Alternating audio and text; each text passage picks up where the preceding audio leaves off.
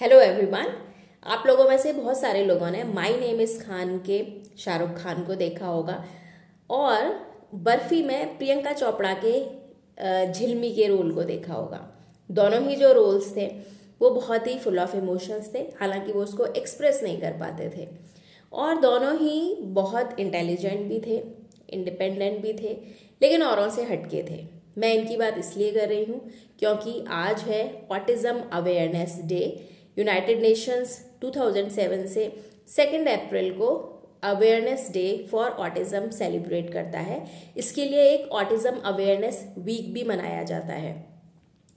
और ये जो दोनों ही मूवीज़ में दोनों कैरेक्टर्स थे वो एक ऑटिस्टिक कैरेक्टर्स थे। ऑटिज़म जो कि एक न्यूरो डेवलपमेंटल डिसऑर्डर है जिसमें अलग फीचर्स होते हैं। इसको आप जल्दी चाइल्डहुड में डायग्नोस कर सकते हैं और पूरी through out your life span ये कंडीशन रहती है। लेकिन अगर आप अवेयर हैं तो आप उसे एक्सेप्ट करेंगे और एक्सेप्टेंस होगी तो आप सही गाइडेंस लेके उसको अच्छे से मैनेज भी कर सकते हैं। इसको हम ऑटिज़म स्पेक्ट्रम डिसऑर्डर भी बोलते हैं। स्पेक्ट्रम इसलिए क्योंकि इसमें एक वेरिएबिलिटी है सिम्टम्स की, वेरिएबिलिटी है इसमें सीवियरिटी की, और जो भी डिपेंड करता है पेशेंट टू पेशेंट उसकी नीड क्या है, क्योंकि जितना कंडीशन जो सीवियर होती है या कोई स्पेसिफिक फीचर्स होते हैं उसी के अकॉर्डिंग पेशेंट की नीड भी होती है। ज़्यादातर ये देखा जाता है कि जो ऑटिज़म के पेशेंट्स होते हैं उनमें सोशल कम्युनिकेशन उतना अच्छा नहीं होता। कई लोगों का वर्बल कम्युनिकेशन नहीं होता लेकिन उनका रीडिंग बहुत अच्छी होती है। मतलब वो बुक पढ़ सकते हैं लेकिन वो कम्युनिकेट नहीं करते उतने अच्छे से। उनके जो कुछ पर्टिकुलर बॉडी जेस्चर्स होते हैं या कुछ बॉडी मूवमेंट्स होते हैं वो रिपीटेड होते हैं, जो नॉर्मली कंसीडर किया जाता है कि वो स्ट्रेस के टाइम पे आते हैं, लेकिन उनके लिए वो नॉर्मल होते हैं।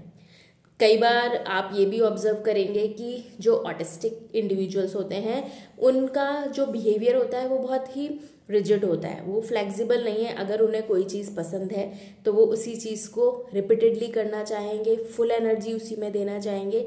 लेकिन अगर लोग ये सोचते हैं कि उनका मेंटल लेवल अच्छा नहीं है तो ये बिल्कुल गलत होता है, क्योंकि डेफिनेटली वो थोड़ा डिफरेंट होते हैं लेकिन उनका इंटेलिजेंस लेवल में कोई कमी नहीं होती। तो आज का ये वीडियो बनाने का मेरा मोटिव ये है कि आज की डेट में जो हमारी सोसाइटी है वो उसके बारे में वेल अवेयर हो, सबको पता हो कि ऑटिज़म क्या होता है, उसके फीचर्स क्या होते हैं, और हम उसको एक्सेप्ट करना सीखें कि ये कंडीशन जो है ये इस तरह की है, इस ऑटिज़म के इंडिविजुअल में ये प्रॉब्लम फेस करते हैं, तो हम उनके साथ मिलके उनके कोऑपरेट करके हम आगे बढ़ सकते हैं। सबसे बड़ी प्रॉब्लम ये होती है कि पेरेंट्स में एक्सेप्टेंस नहीं होती। वो ये कभी आसानी से मानते ही नहीं है कि जो उनका बच्चा है वो ऑटिस्टिक है, और ये जो एक्सेप्टेंस नहीं होना है वो जो उनका बच्चा होता है उसको कंडीशन को और डिग्रेड करता है, और सही गाइडेंस ना मिलने की वजह से वो प्रॉब्लमैटिक उस बच्चे के लिए भी होती है और पेरेंट्स के लिए भी होती है। आज की डेट में बहुत सारी स्पेशल सोसाइटीज़ हैं, स्पेशल रिहैब सेंटर्स हैं, बहुत सारे स्पेशल एनजीओज़ हैं जो स्पेशली ऑटिस्टिक चाइल्ड्स के लिए काम करती हैं। अगर आप उनके साथ मिलके सही गाइडेंस लेके करेंगे तो डेफिनेटली जो ऑटिस्टिक इंडिविजुअल्स होते हैं वो इंडिपेंडेंटली अपनी लर्निंग भी करते हैं, अर्न भी करते हैं, और बहुत अच्छा उनका लाइफ स्पैन रहता है।